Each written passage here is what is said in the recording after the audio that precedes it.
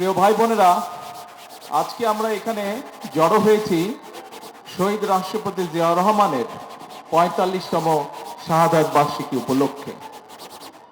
গত ৪৫ বছর যাবৎ এই এলাকার মানুষ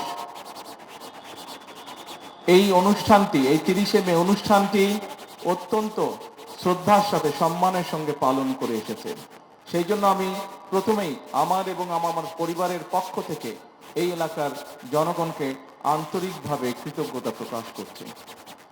প্রিয় ভাই বোনেরা, আজকে আমরা একটু ভিন্ন রকম অনুষ্ঠানটির আয়োজন করেছি। বিগত বছরগুলোতে যেমন হতো তার থেকে আজকে একটু ভিন্ন আয়োজন।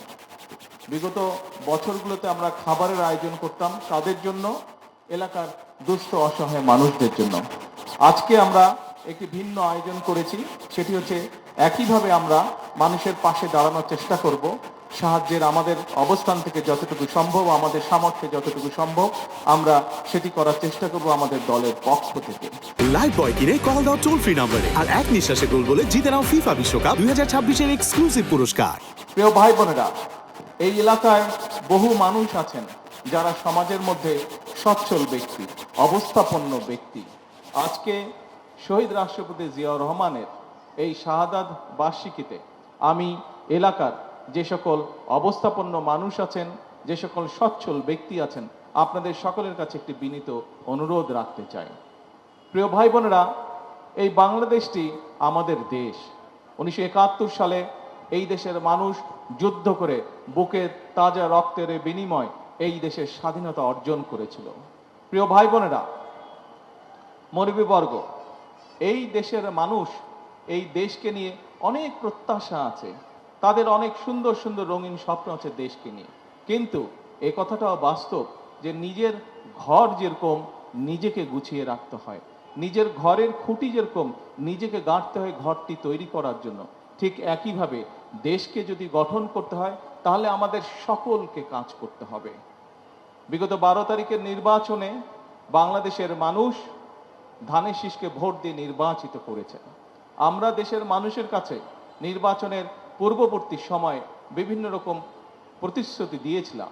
আপনারা দেখেছেন নির্বাচনের পরে সরকার গঠনের সাথে সাথে আমরা চেষ্টা করেছি সেই প্রতিশ্রুতিগুলি পর্যায়ক্রমিকভাবে কাজ শুরু করেছি। আমরা প্রতিশ্রুতিগুলি যাতে আমরা পালন করতে পারি তার জন্য পর্যায়ক্রমিকভাবে আমরা কাজ শুরু করেছি।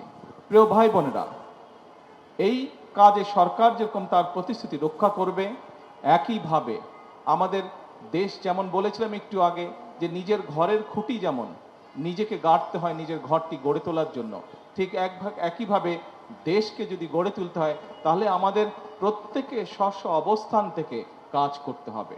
প্রিয় ভাই বোনেরা, এখন হয়তো একজন সাধারণ মানুষ বলতে পারে যে আমি কি কাজ করব, আমি তো আর সরকারের কেউ না।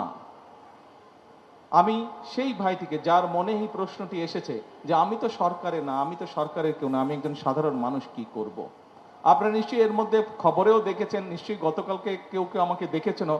আমি কিন্তু গতকালকে চুপচাপ এই এলাকার ভিতর দিয়ে ঘুরে গিয়েছি, যে এই এলাকা সহ যাত্রাবাড়ি সহ বিভিন্ন এলাকা ঘুরে গিয়েছি, ঢাকার দক্ষিণ অঞ্চল, যে কোথায় কি অবস্থা, বিশেষ করে কোরবানি ঈদের পরে বর্জ্যের কি অবস্থা, এছাড়াও বিভিন্ন আবর্জনার কি অবস্থা। এবং আপনারা দেখেছেন যে মোটামুটিভাবে সিটি কর্পোরেশনের যে মানুষগুলো যারা পরিচ্ছন্নতা কর্মী তারা কাজ করেছে, মোটামুটিভাবে অনেকাংশে বিভিন্ন জায়গা পরিষ্কার করেছে। এখন অনেক জায়গা বাকি আছে, কিন্তু করেছে। এখন প্রিয় ভাই বোনেরা, আপনি যেই কাজটি করতে পারেন, এই ঢাকা শহরে তো আপনি বাস করেন, তাই না? এখানে যতগুলো মানুষ, এই যে আমার হাতের বাম দিকে আপনারা দাঁড়িয়েছেন, সামনে দাঁড়িয়েছেন, এই প্যান্ডেলের বাইরে যতগুলো মানুষ আছে, কম বেশি সবাই তো এই ঢাকা শহরেই বাস করেন, এই এলাকায় বাস করেন, তাই না? তাই তো আপনারা এলাকার তো মানুষ। আচ্ছা।